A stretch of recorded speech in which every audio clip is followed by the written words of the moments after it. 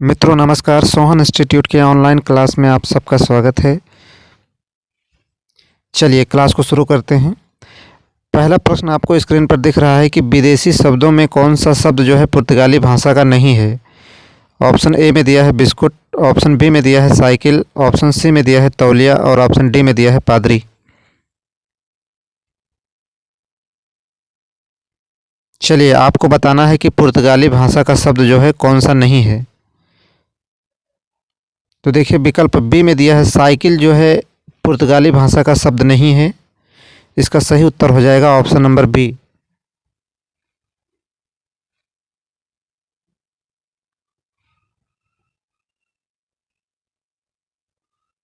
चलिए अगला प्रश्न देखते हैं।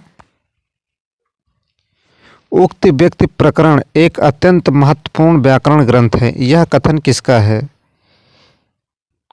ऑप्शन ए में दिया है आचार्य रामचंद्र शुक्ल, ऑप्शन बी में दिया है आचार्य हजारी प्रसाद द्विवेदी, ऑप्शन सी में दिया है डॉक्टर राम कुमार वर्मा और ऑप्शन डी में दिया है डॉक्टर विजेंद्र स्नातक।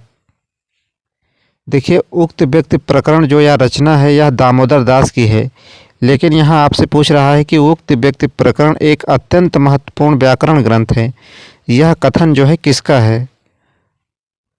तो देखिए इसका सही उत्तर हो जाएगा, यह कथन जो है आचार्य रामचंद्र शुक्ल का है। विकल्प ए सही होगा यहाँ पर।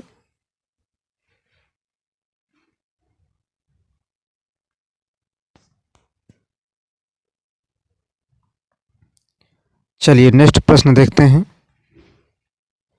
शुद्धाद्वैतवाद सिद्धांत के समर्थक आचार्य हैं। बहुत ही महत्वपूर्ण प्रश्न है। शुद्धाद्वैतवाद सिद्धांत के समर्थक आचार्य हैं। ऑप्शन ए में दिया है निम्बार्काचार्य, ऑप्शन बी में दिया है विष्णु स्वामी, ऑप्शन सी में दिया है वल्लभाचार्य और ऑप्शन डी में दिया है मध्वाचार्य। तो देखिए शुद्धाद्वैतवाद सिद्धांत के जो समर्थक हैं वह वल्लभाचार्य हैं। इसका सही उत्तर हो जाएगा ऑप्शन नंबर सी।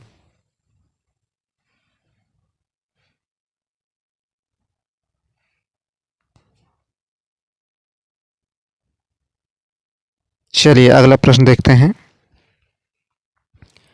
अष्टछाप की स्थापना कब हुई।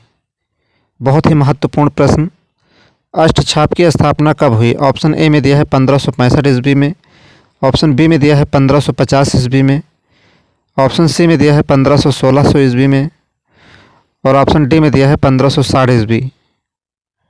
तो देखिए अष्टछाप की स्थापना जो है विट्ठल नाथ ने 1565 ईस्वी में की। इसका सही जवाब होगा ऑप्शन नंबर ए।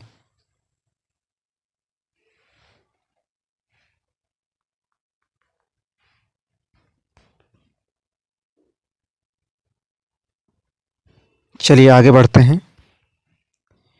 कौन सी दो ध्वनियों को अयोगवाह कहते हैं। ऑप्शन ए में दिया है अनुस्वार और विसर्ग को, ऑप्शन बी में दिया है ह्रस्व स्वर और दीर्घ स्वर को, सी में दिया है अनुनासिक और निरानुनासिक को, डी विकल्प में दिया है प्लुत और विसर्ग को। तो देखिए आसान प्रश्न है। अनुस्वार और विसर्ग को जो है अयोगवाह कहा जाता है। इसका सही उत्तर होगा ऑप्शन नंबर ए।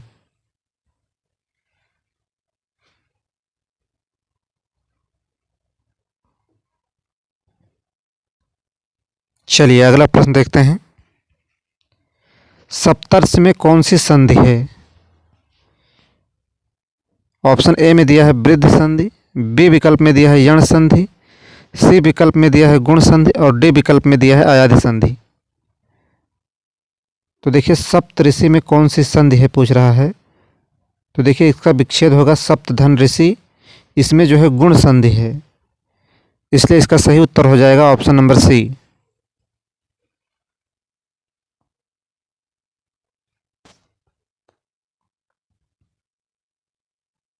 चलिए आगे बढ़ते हैं।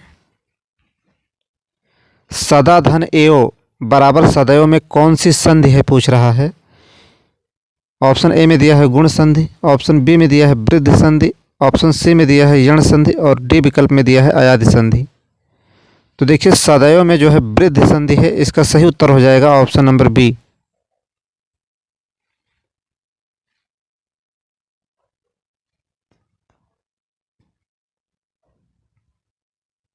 चलिए अगला प्रश्न देखते हैं।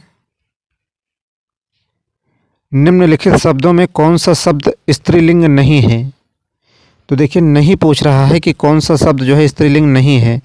ऑप्शन ए में दिया है संवेदना, ऑप्शन बी में दिया है प्रार्थना, ऑप्शन सी में दिया है प्रतिवेदन और ऑप्शन डी में दिया है उपासना।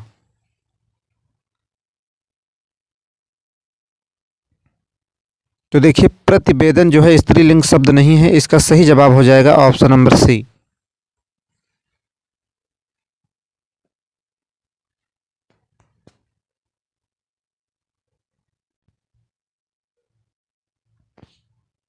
चलिए अगला प्रश्न देखते हैं। इनमें से कौन सी रचना जयशंकर प्रसाद की नहीं है। ऑप्शन ए में दिया है कामायनी, बी में दिया है आंसू, सी में दिया है चंद्रगुप्त और डी में दिया है अनामिका। तो देखिए कामायनी, आंसू, चंद्रगुप्त ये तीनों रचनाएं जयशंकर प्रसाद की हैं और जो ऑप्शन डी में दिया है अनामिका, यह रचना जो है सूर्यकांत त्रिपाठी निराला की है। इसका सही उत्तर हो जाएगा ऑप्शन नंबर डी, अनामिका जो है जयशंकर प्रसाद की रचना नहीं है।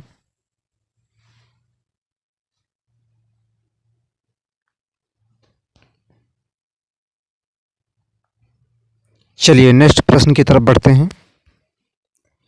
तुलसीदास खंड काव्य के रचनाकार हैं। ऑप्शन ए में दिया है रघुवीर सहाय, बी में दिया है माखनलाल चतुर्वेदी, सी में दिया है कबीर और डी में दिया है सूर्यकांत त्रिपाठी निराला। तो देखिए तुलसीदास जो यह रचना है यह एक खंड काव्य है और आपसे पूछ रहा है कि तुलसीदास के रचनाकार हैं। तो देखिए तुलसीदास खंड काव्य के रचनाकार जो हैं सूर्यकांत त्रिपाठी निराला हैं। इसका सही जवाब होगा ऑप्शन नंबर डी।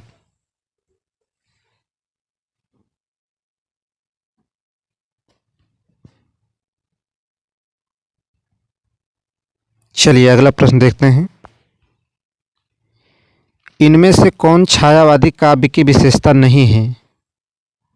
चार विकल्प आपके सामने हैं, आपसे पूछ रहा है कि छायावादी काव्य की विशेषता कौन सी नहीं है।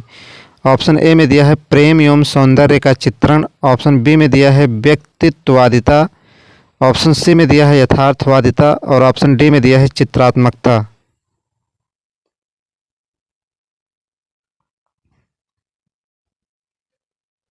तो देखिए प्रेम एवं सौंदर्य का चित्रण यह छायावादी की विशेषता है, व्यक्तित्ववादिता भी है, चित्रात्मकता भी है। जबकि देखिए छायावादी काव्य की विशेषता नहीं है यथार्थवादिता, इसलिए आपका सही उत्तर हो जाएगा ऑप्शन नंबर सी।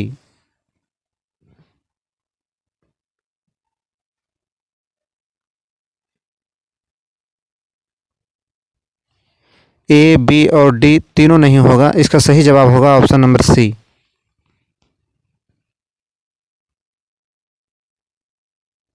चलिए अगला प्रश्न देखते हैं। संशय की एक रात के रचनाकार हैं। ऑप्शन ए में दिया है लक्ष्मीकांत वर्मा, ऑप्शन बी में दिया है नरेश मेहता, ऑप्शन सी में दिया है जगदीश गुप्त और डी में दिया है शमशेर बहादुर सिंह। देखिए बहुत ही महत्वपूर्ण रचना है संशय की एक रात। जो रचना है यह नरेश मेहता की है। इसका सही जवाब होगा ऑप्शन नंबर बी।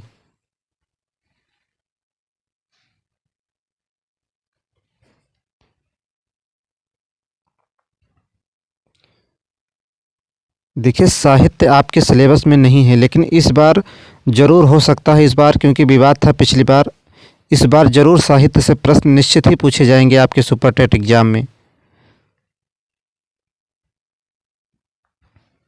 चलिए अगला प्रश्न देखते हैं। आधे अधूरे नाटक के लेखक हैं। ऑप्शन ए में दिया है धर्मवीर भारती, ऑप्शन बी में दिया है विष्णु प्रभाकर, ऑप्शन सी में दिया है मोहन राकेश और ऑप्शन डी में दिया है आचार्य रामचंद्र शुक्ल। तो देखिए आधे अधूरे नाटक के जो लेखक हैं वह मोहन राकेश हैं। इसका सही उत्तर हो जाएगा ऑप्शन नंबर सी।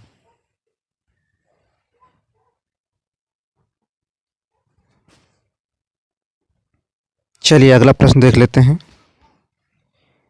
होनहार बिरवान के होत चीकने पात, इस कहावत का सही अर्थ होगा। ऑप्शन ए में दिया है बड़ा होशियार बच्चा, बी में दिया है दूर से सब चीज़ें अच्छी लगना, सी में दिया है बचपन से ही बड़प्पन का संकेत और डी में दिया है बचपन में सुंदर होना। तो देखिए होनहार बिरवान के होत चीकने पात का इस कहावत को जो सही अर्थ होगा बचपन से ही बड़प्पन का संकेत। इसका सही उत्तर होगा ऑप्शन नंबर सी।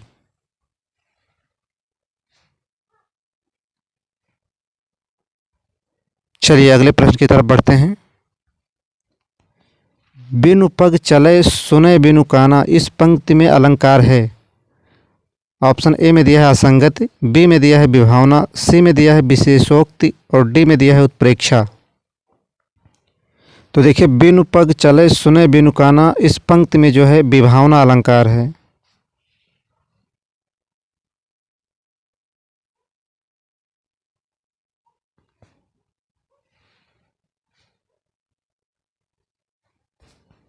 चलिए इसका सही उत्तर होगा ऑप्शन नंबर बी, विभावना अलंकार।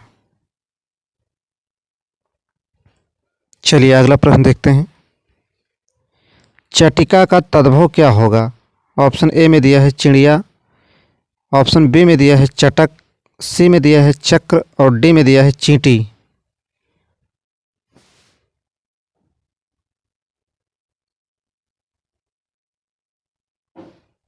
तो देखिए चटिका का जो तद्भव होगा वह चिड़िया होगा। इसका सही जवाब होगा ऑप्शन नंबर ए।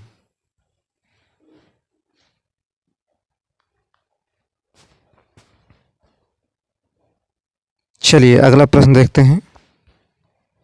न्यून का संधि विच्छेद क्या है? ना धन यून, नि धन ऊन, निह धन यून या फिर ना धन ऊन। देखिए इसमें यण संधि है। इसका सही जवाब होगा नि धन ऊन।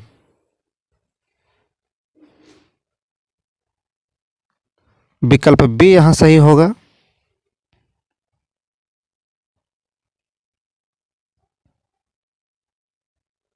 चलिए चितवन की छाह के रचनाकार हैं। ऑप्शन ए में दिया है हरिशंकर परसाई, ऑप्शन बी में दिया है रामविलास शर्मा, ऑप्शन सी में दिया है विद्यानिवास मिश्र और ऑप्शन डी में दिया है बाबू गुलाब राय।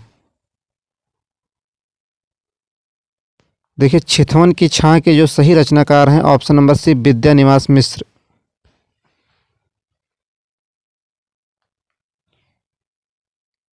इस प्रश्न का सही उत्तर होगा ऑप्शन नंबर सी, विद्यानिवास मिश्र। चलिए अगला प्रश्न आपसे पूछ रहा है कि सिद्धों की संख्या मानी गई है। ऑप्शन ए में दिया है 22, ऑप्शन बी में दिया है 8, ऑप्शन सी में दिया है 84 और ऑप्शन डी में दिया है 49।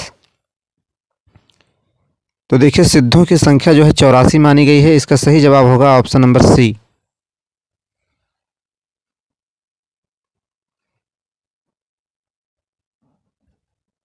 चलिए अगला प्रश्न आपसे पूछ रहा है कि यद्यपि सुजात सुलक्षणी सुवर्ण सरल सुवृत्त भूषण बिनु न विराजई कविता बनिता मित्त, यह पंक्ति किस रचनाकार की है? ऑप्शन ए में दिया है जायसी, ऑप्शन बी में दिया है तुलसीदास, सी में दिया है घनानंद और डी विकल्प में दिया है केशवदास। तो देखिए यह महत्वपूर्ण पंक्ति जो है केशवदास की है। इसका सही जवाब होगा ऑप्शन नंबर डी।